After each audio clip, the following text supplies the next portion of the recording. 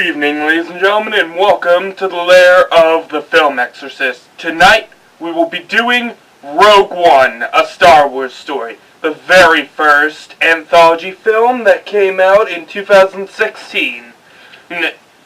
Basically, it takes place in between episodes 3 and 4 and Solo, and basically it's the story of a group of unusual characters going off on a big mission to gain the Death Star plans, and they go from planet to planet, hunting down the secrets until they finally find the location, and it's a very sad movie. So let's get down to it. It's directed by Gareth Edwards, produced by Kathleen Kennedy, Alison Shermer, Simon Emmanuel, and screenplay by Chris Weitz and Tony Gilroy. Story by John Knoll and Gary Whita. Music by Michael Giacchino. And cinematography by Greg Fraser. And finally editing by John Gilroy, Gabez Olsen, and Colin Gaudy.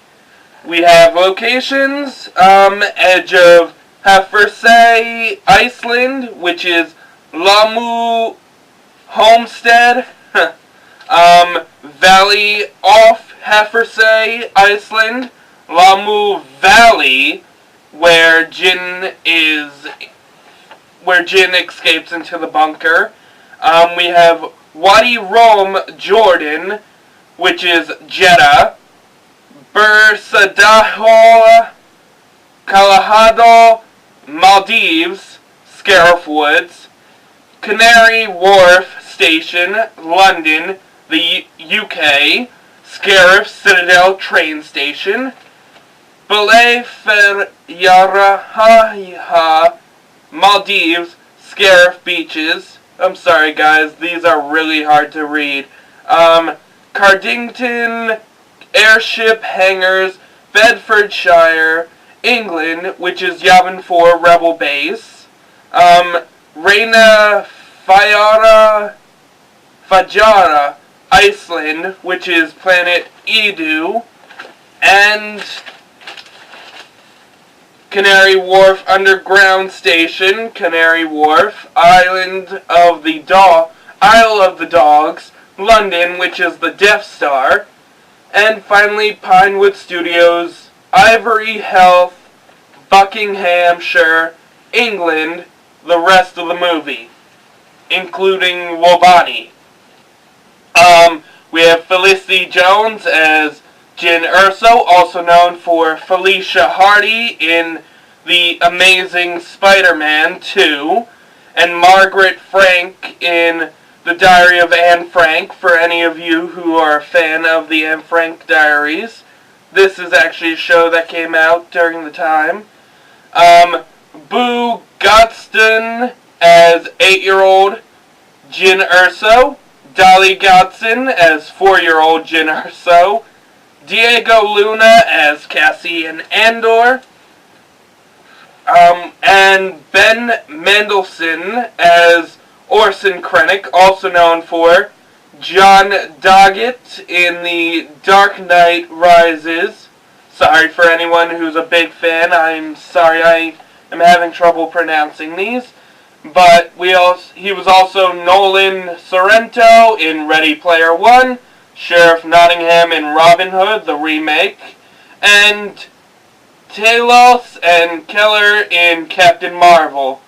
We have Donnie Yen as Chirrut Imwe, Mats Mikkelsen as Galen Erso, also known for Draco in Clash of Titans,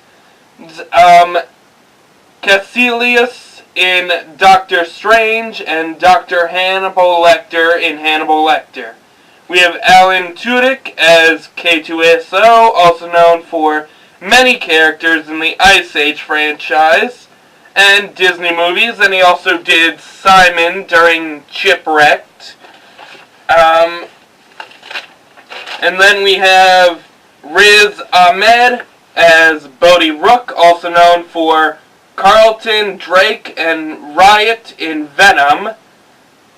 Jingo Wen as Baze Malbus.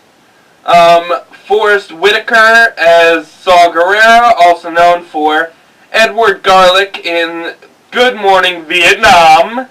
Titus Tick Wills in Southpaw. Zuri in Black Panther.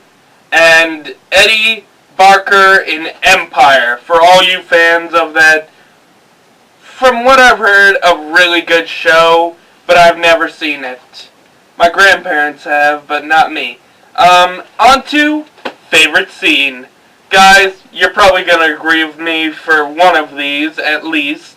My first one is the space and land battles of Scarif, which have nothing to do with the main characters. I didn't really care about the story of the main characters. I was more interested in the small rebel force fighting up in the air against two Star Destroyers, the battle to get down the space gate, and how the rebel ships actually found a way to use a few Hammerhead Corvettes to take down a disabled Star Destroyer and plow it into another one, destroying the gate ultimately. And I feel it was a very interesting use of those ships. I mean, we've never seen anything like it since kind of the space ram or hyperspace ram in The Last Jedi, but this was a very creative way to use the Hammerhead Corvettes, and I honestly would never have thought of doing that. And actually, the battle with the U-Wings, I can see why the AT-ATs are so heavily armored, because those guys on Scarif got taken out pretty fucking easily with one ion cannon destroying the legs, and I'm pretty sure they upgraded the armor before the Battle of Hoth, so nothing like that would happen again. But this is the first time we actually get to see a war, or a land battle, or the second time we've seen a big space battle in Star Wars history. And I mean, I wouldn't really count Kashyyyk because we barely see any of it, but here we get a big land battle between the Empire and the Rebels, and it's just so amazingly done. I wish we'd get more.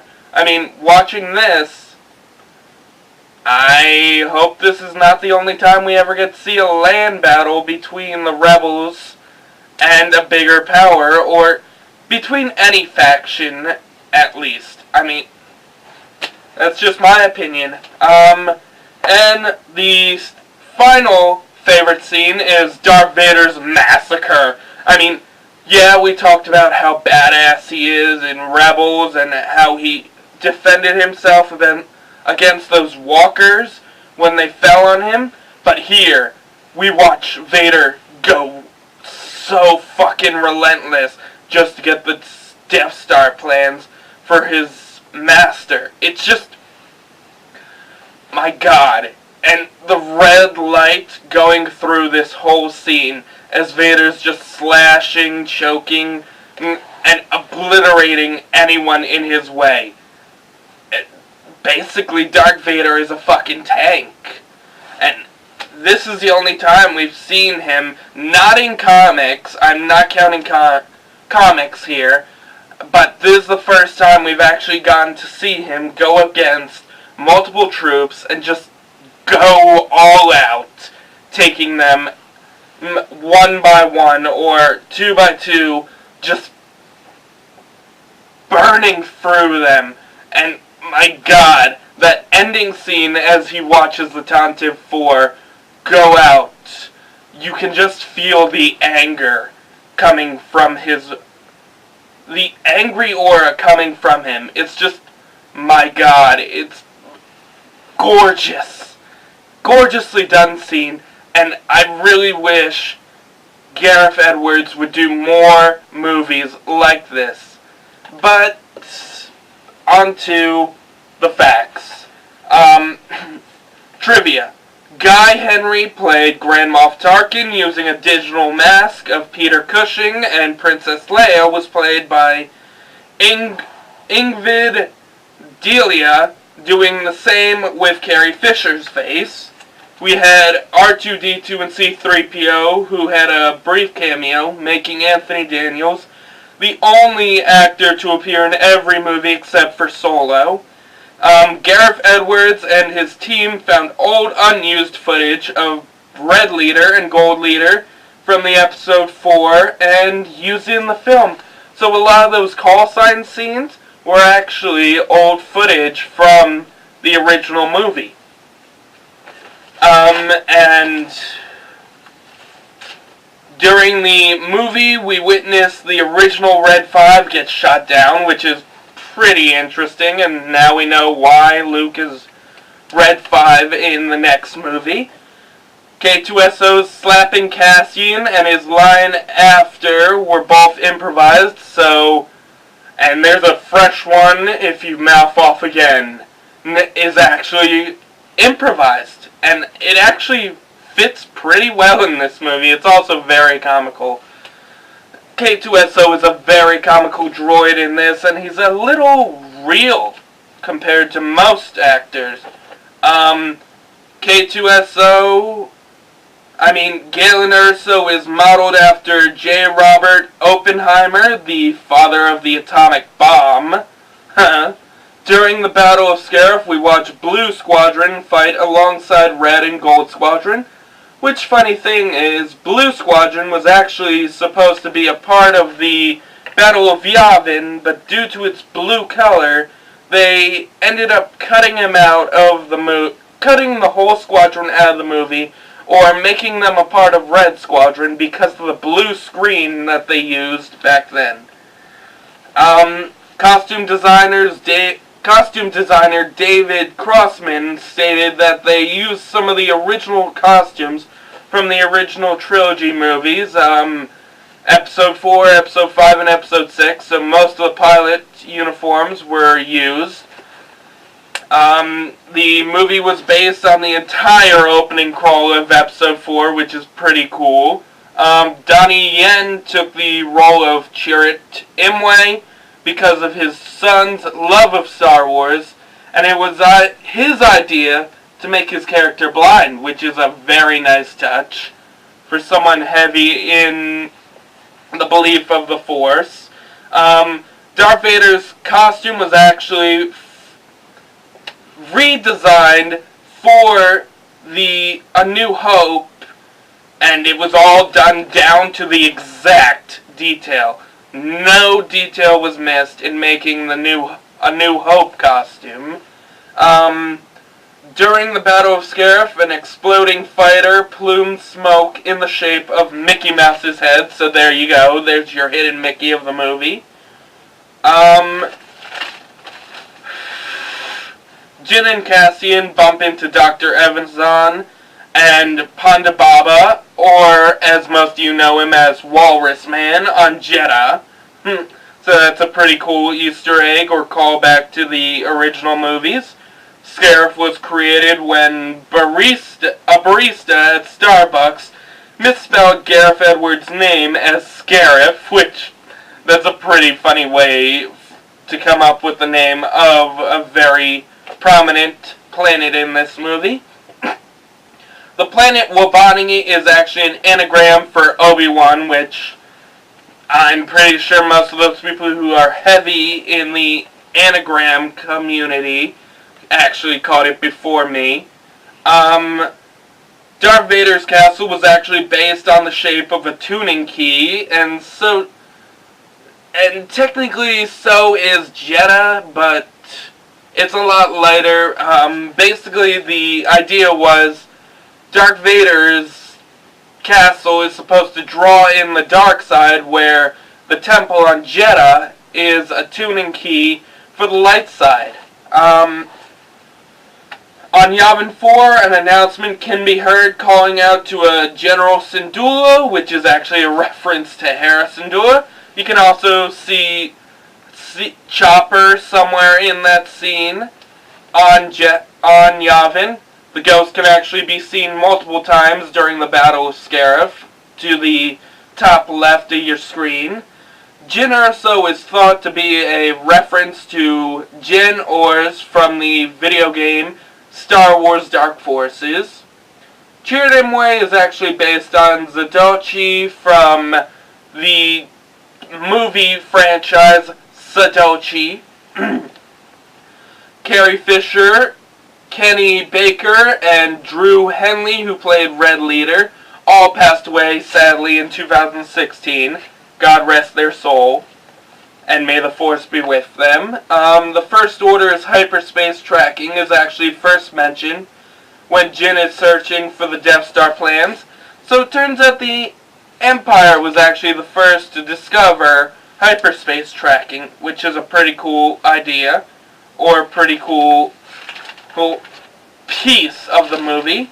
Jyn's blaster was actually based on a German Luger P08. Galen Erso is likely a reference to Galen Merrick by name only, and because he was a huge reason for the alignment of the Rebel Alliance. Rogue One might be a reference to Rogue Shadow, the ship and the call sign used for Galen's ship. Jyn Erso is believed to be a reference to Juno Eclipse, and K2SO was influenced by Proxy in design, and a bit of his personality. Warwick Davis plays Weetif Cube B from the Jedha Rebels, and Gareth Edwards cameoed as the rebel that launched the Tantive 4. And actually, Rian Johnson can be seen as one of the Imperials on the Death Star, controlling the Death Star laser. But, guys, on to my opinion. To be honest, I found the cast a bit boring, not really caring what happened to them, or if they lived. I mean, if we don't really get anything out of them, or at least any backstory for them. I mean, yeah, Jyn's always running. Cassian, we're supposed to be getting a TV series for him, which hopefully gives a bit more backstory and makes us care more for his character. I mean, he was more of an ass in this movie, and that redemption that he was trying to have by not killing her father and not following orders was actually a bit rushed. The only characters I really cared about in this movie was Chirrut Îmwe, the blind monk, and K2SO. Îmwe was honestly very interesting to watch as he fights, and the many shots that show him using his feet and the Force to figure out where the stormtroopers was actually really interesting, and the little callback to see he did when he walked through blaster fire similar to R2-D2 in C-3PO in Episode 4 was actually a really nice touch. And K2SO, again, he's a really snarky droid who actually made me laugh a few times, especially with his line, "Did you know that wasn't me?"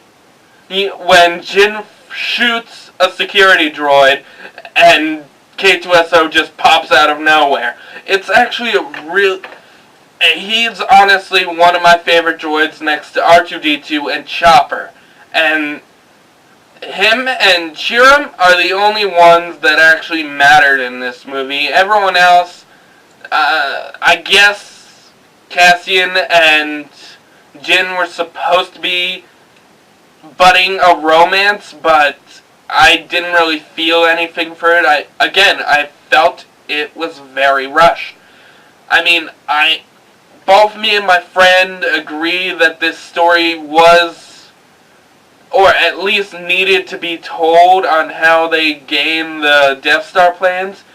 But if it was done with more interesting characters, it would have been a lot better and I would have enjoyed it more. But sadly, we barely get we barely get anything. But we do get one of the great space battles and land battles ever in this series, or in the franchise, the Battle of Scarif. We finally get to see a new version of Saw Gerrera, where he now has robot legs, and actually I found him very funny with how he lost his He lost his mind, basically. He's a very funny character, and I'd have liked to learn a bit more about his adventures on Jedha. And so yeah, basically I'll give this movie a 5 out of 10. I did like the movie, but I felt the main characters, except for 2, were a little boring, and basically that's 2 out of 5 characters, which is not good for your movie. You need to have an interesting cast, which I almost sympathized with Jin, but she just felt like a boring character, and this movie felt very rushed, with jumping from planet to planet. Oh, we did this, and oh, let's move to Wabani. Oh, we blew up the station. Oh, let's go back to Yavin. Oh, we have a plan. Let's go to Scarif. And it just does nothing. And actually, I was very impressed with the ending scene that connected straight to the beginning of episode 4, which was a very good transition. But yeah, I enjoyed the battles, and I enjoyed 2 characters, but I found this to be a pretty boring movie. So I guess that's it. Next week we'll be finally getting to the original trilogy with episode 4. So stay tuned, and again, thank you for watching, and good night, goodbye, and may the Force be with you always.